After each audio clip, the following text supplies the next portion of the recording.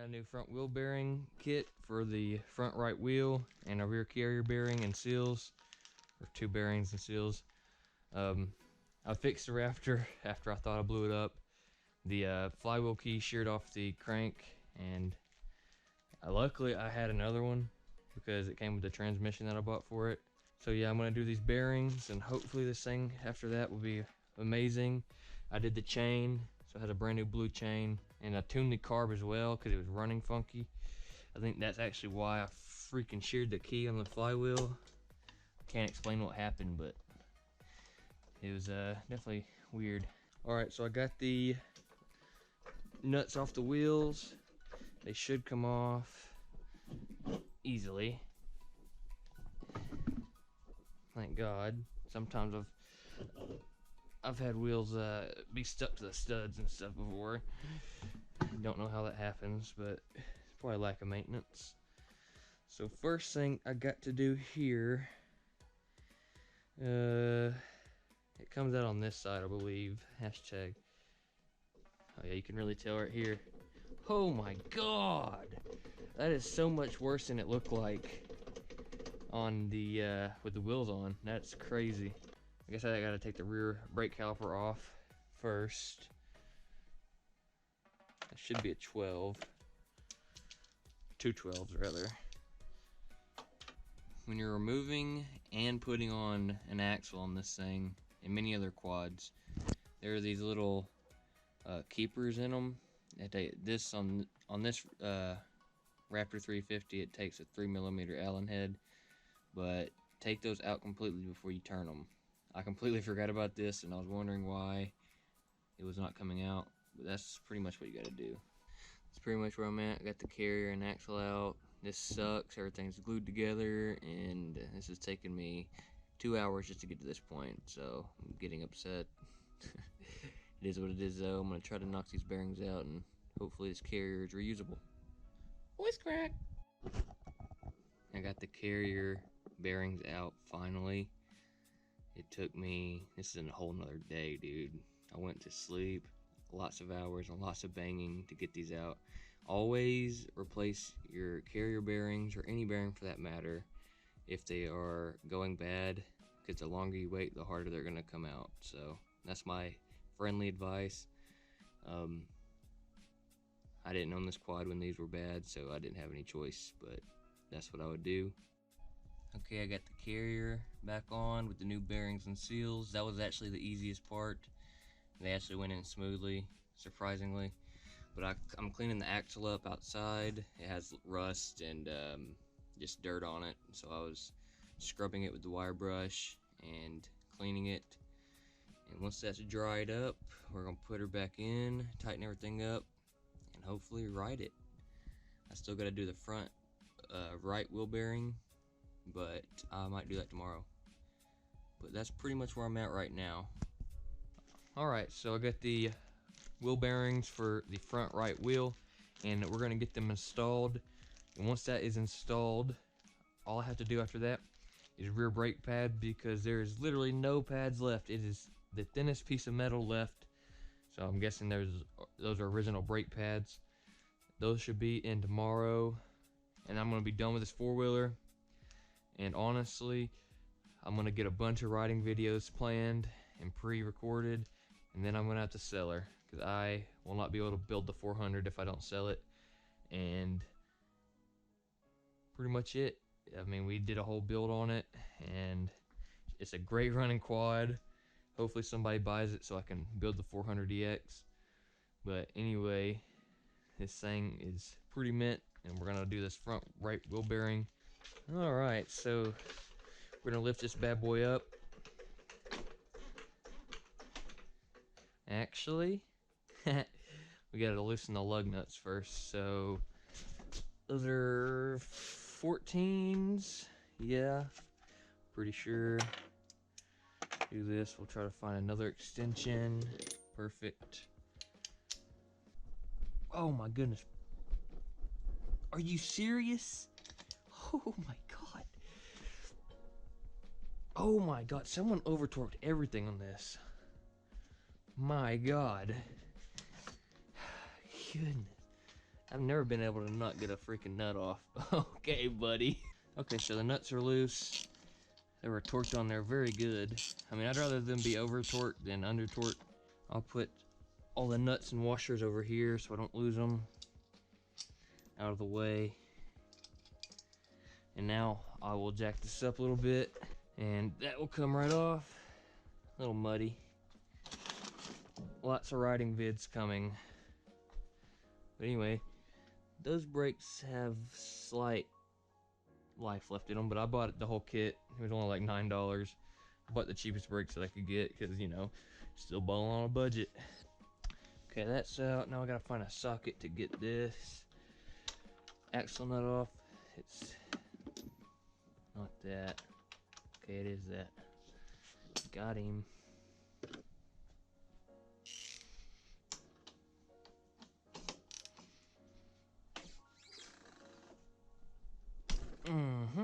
That's it. Good old castle nut. Now I'll take that part out. Guess I got to take the brake caliper off, which should be just 212 millimeters.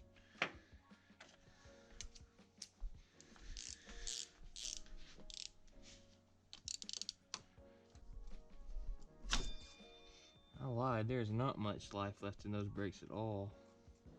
Wonder what I gotta do to get this off. This is why you replace bearings right when they go bad. Oh, alright.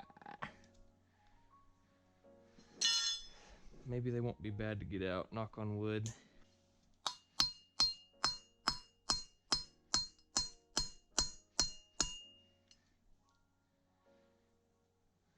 Coming out nicely. I used a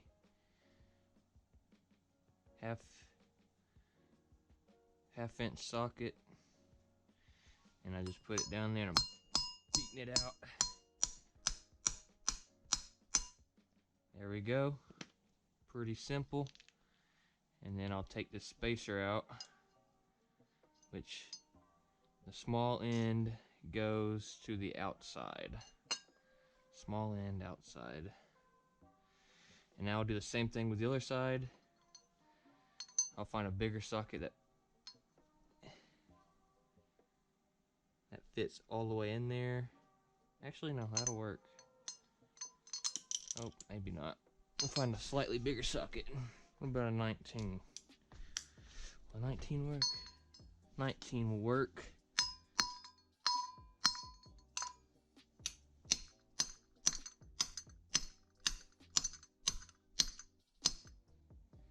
Come on, bearing, almost. There we go. Okay. That was very simple. What I'm going to do is go outside and clean this up a little bit. Alright, I got the hub cleaned out. I'm going to just lightly sand with a fine grit sandpaper right where the bearing sits in the walls. And then I'm going to grease them up, put a little bit of anti-seize in there, and then I'm going to put the bearings in, and we'll be able to run this thing. Luckily they came out easily. This sleeve slash spacer, we'll hit it with the wire brush. We want everything inside of the bearings are to be clean as possible so they last as long as possible. I'm going to rub some grease on this shaft right here because we don't want anything seizing to it. The more the better, I hope anyway. I'm going to use some anti-seize where the walls go, just because you don't want these bearings getting welded in there when they go bad. I'm doing the person that works on this after me a favor by doing this, and I'm going to coat it all up in here. Okay, we'll do the rear bearing first. Let's see. And we'll use a 1 3/16 socket to tap it in. So you want to get it as even as possible.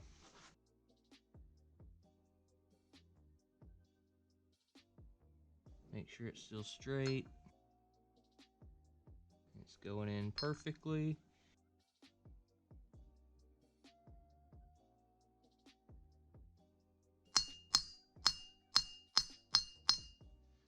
it feels like we're all the way in. Make sure our bearing still works so we didn't break it. It wouldn't break unless you hit it in the middle, but works perfectly still. And now we'll get the seal out. These usually go in way easier than the bearing.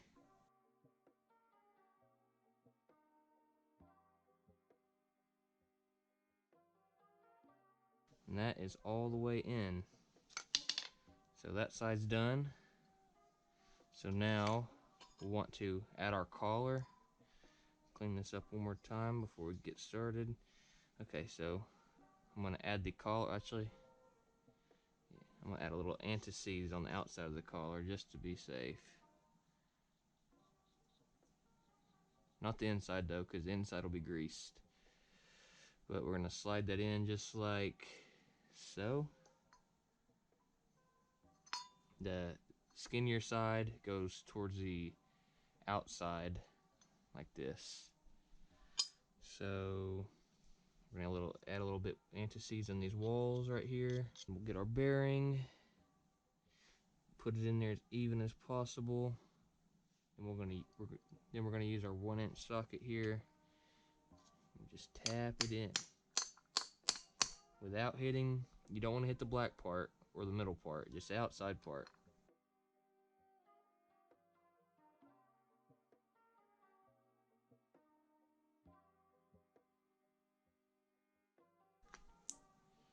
Okay, I'm gonna just add a little bit. I'm gonna add a little bit more grease in there with my finger. Just move it around a little bit, and then we'll get our seal right here.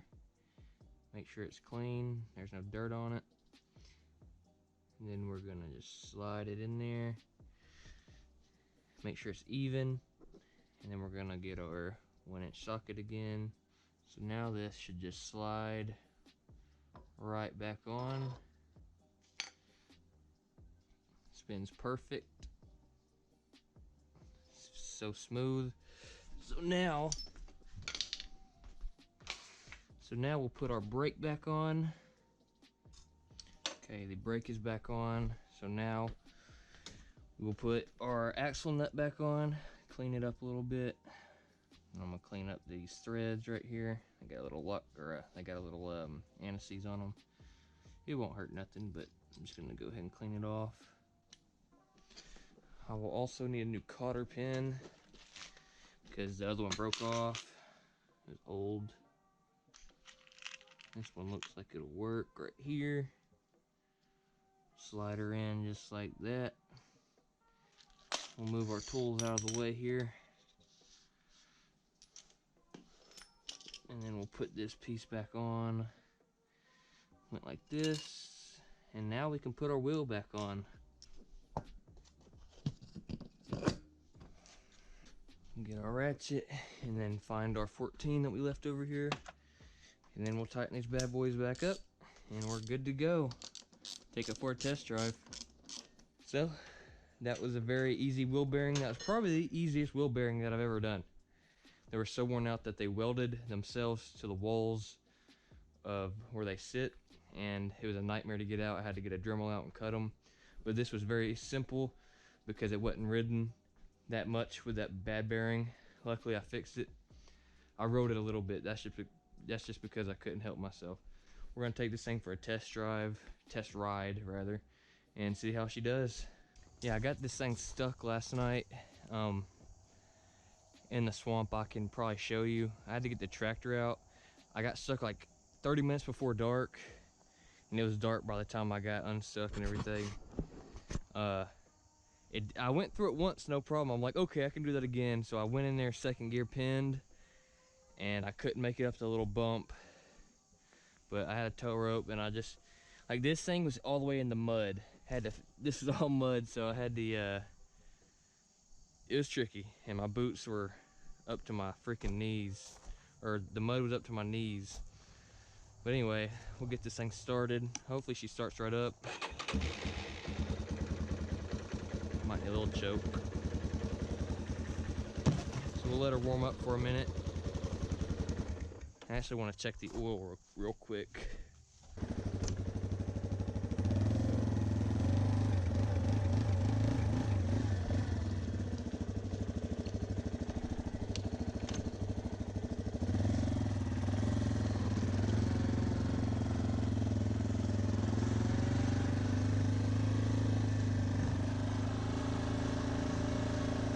riding real straight.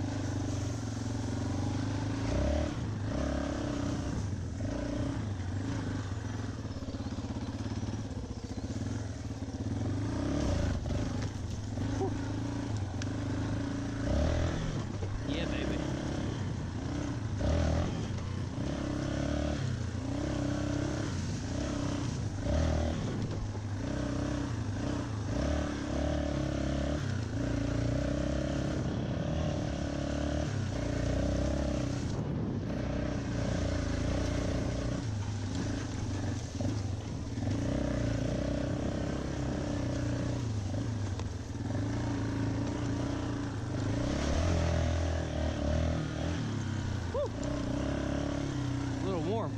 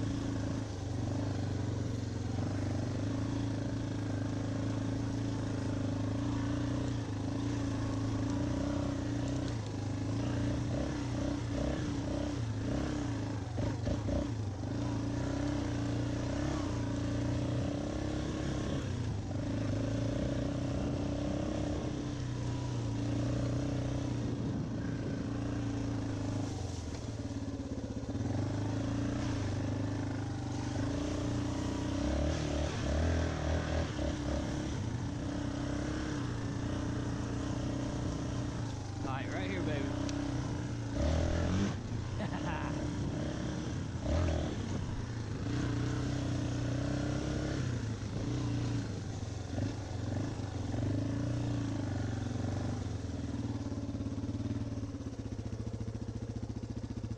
The hell? That fungus looks crazy.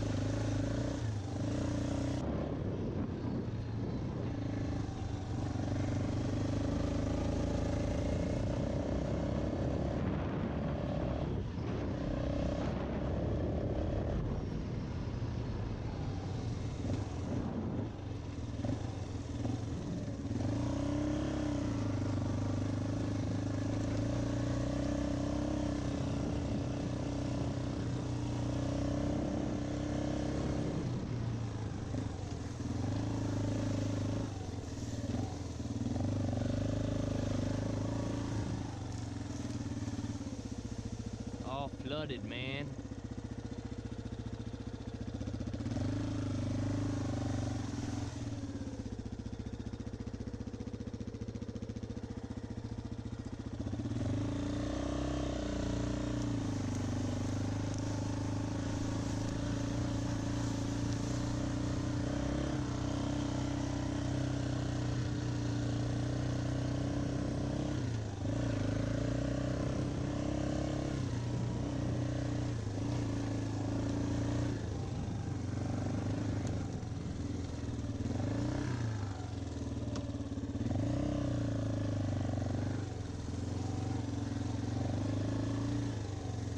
This is where I got stuck. You can see the 2x4s I was trying to, or 2x6s I was trying to get myself unstuck with. But I drove the tractor right through here and then yanked it with some tow ropes and a chain and a ratcheting strap.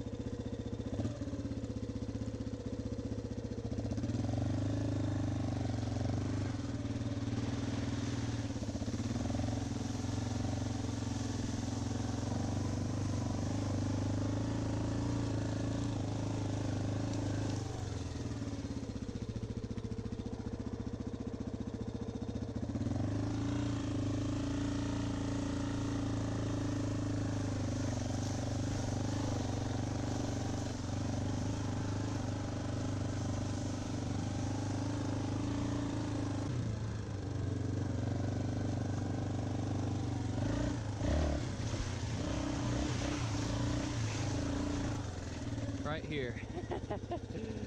Yeah, I actually left my straps out there, but man, right there where the